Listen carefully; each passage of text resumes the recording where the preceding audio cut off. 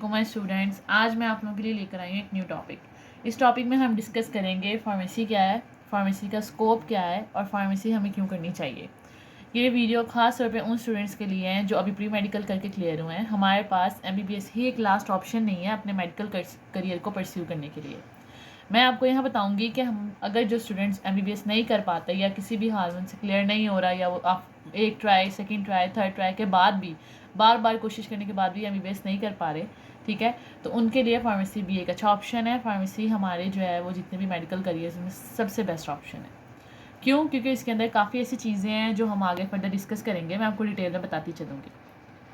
मैंने वीडियो को दो तरीके से डिवाइड किया है। फर्स्ट में मैंने बताया कि फार्मेसी क्या है, सेकंड में मैंने उसको बताया कि इसका स्कोप कौन कौन सी जगह पे है और पाकिस्तान में इसका क्या स्कोप है। सबसे पहले बात करते हैं फार्मेसी क्या है। फार्मेसी एक बहुत ही नॉवल प्रोफेशन है, ठीक है। ये आपकी सोशल लाइफ और इसके साथ साथ आपके करियर दोनों के लिए अच्छा है। आप इसको लेकर अपनी सोशल लाइफ में जितना भी इंटरेक्शन करेंगे उससे भी आपको बेनिफिट होगा और इसके करियर अपॉर्चुनिटीज़ बहुत ज़्यादा हैं। फार्मेसी होती क्या है? Pharmacy is basically the art and science of preparing, preserving, compounding and dispensing of medical drugs.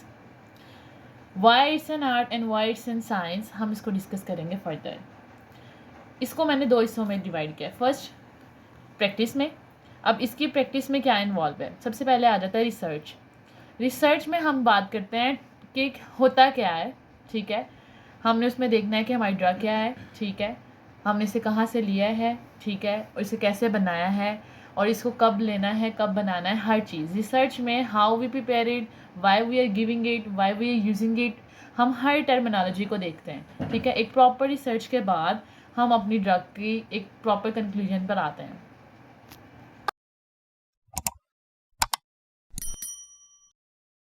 Next हम देखेंगे ड्रग डेवलपमेंट। ड्रग और मेडिसिन में एक छोटा सा डिफरेंस है, वो ये है कि जो ड्रग होती है वो अपनी रॉ फॉर्म में होती है और जो मेडिसिन है उसको हम टोटली तौर पर प्रिपेयर करते हैं by manufacturing, compounding and dispensing, ठीक है। हम ड्रग डेवलपमेंट करते हैं तो हम जब भी ड्रग डेवलप करते हैं हम देखते हैं कि इसने कौन सी साइट पर जाके एक्ट करना है और इसका क्या मैकेनिज्म ऑफ एक्शन है। ड्रग डेवलपमेंट जो है वो 10 से 15 साल का प्रोसेस है। लाइक एक ड्रग को डेवलप करने में 10 से 15 साल लग जाते हैं, ठीक है। लेकिन ये है कि हमने जो है वो ड्रग डेवलपमेंट भी आहिस्ता आहिस्ता सीखनी है और इसको भी हम फार्मेसी के अंदर प्रैक्टिस कर सकते हैं। इसका भी बहुत ज़्यादा स्कोप है। फर्दर हम देखते हैं कंपाउंडिंग। कंपाउंडिंग क्या होता है? फार्मेसी के अंदर कंपाउंडिंग ये है कि हमने जो ड्रग बनानी है उसकी कितनी क्वांटिटी यूज़ करनी है, ठीक है। ज़ाहिर है हमने जब भी किसी पेशेंट को मेडिकेशन देनी होती है हम उसकी डोज कैलकुलेट करके देते हैं। तो जब हम अपनी ड्रग बना रहे होते हैं, अपनी मेडिसिन बनाते हैं, तो हमने ये देखना होता है कि उसकी कितनी क्वांटिटी जो है पेशेंट को हमने देनी है और उसको किस कॉम्बिनेशन के थ्रू देनी है। क्योंकि पेशेंट कई दफ़ा बहुत सारी मेडिकेशन एक साथ ले रहे होते हैं, उनका क्या कॉम्बिनेशन है, उनको किस लिहाज से देना है, हम ये सब देखते हैं कंपाउंडिंग में। फिर हम आ जाते हैं डिस्पेंसिंग पर। अब डिस्पेंसिंग में हमने जो मेडिकेशन देनी है वो किस डोजेज फॉर्म में देनी है।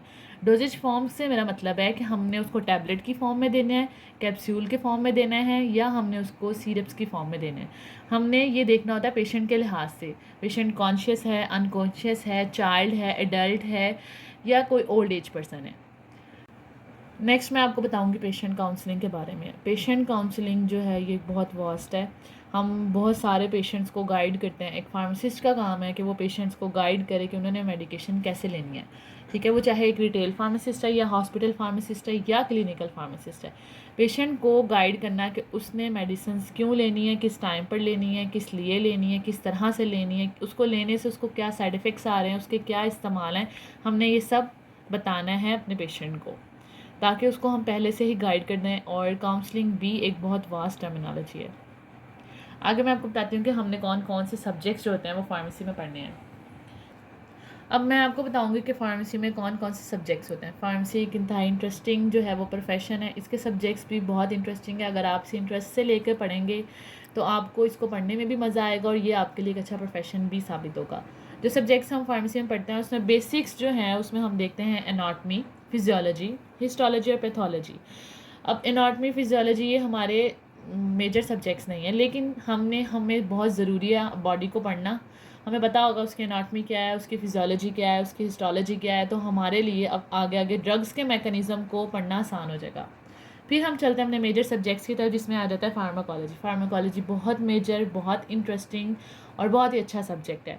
इसमें हम देखते हैं फार्माकोकाइनेटिक्स और फार्माकोडायनेमिक्स ऑफ ड्रग्स।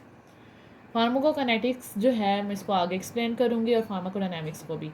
पर बेसिकली फार्माकोलॉजी में हम क्या पढ़ते हैं कि जो ड्रग है वो हमारी बॉडी पे कैसा रिएक्शन कर रही है, और हमारी बॉडी जो है वो ड्रग के साथ किस तरह से परफॉर्म कर रही है। आगे हम देखते हैं फार्मास्यूटिकल केमिस्ट्री। ये भी बहुत इंटरेस्टिंग सब्जेक्ट है। इसमें हम क्या करते हैं, इसमें हम देखते हैं structure activity relationship. Structure activity relationship हम देखते हैं ड्रग का, कि ड्रग का स्ट्रक्चर कैसा है, उसके स्ट्रक्चर के लिहाज से उसमें कौन सी हम मॉडिफिकेशन कर रहे हैं कि उससे एक्टिविटी चेंज हो रही है, और वो किस तरह से रिलेट करी है हमारी बॉडी के साथ। फिर हम आगे देखते हैं फार्मास्यूटिक्स। फार्मास्यूटिक्स बहुत वास्ट टर्म है और बहुत इंटरेस्टिंग सब्जेक्ट है।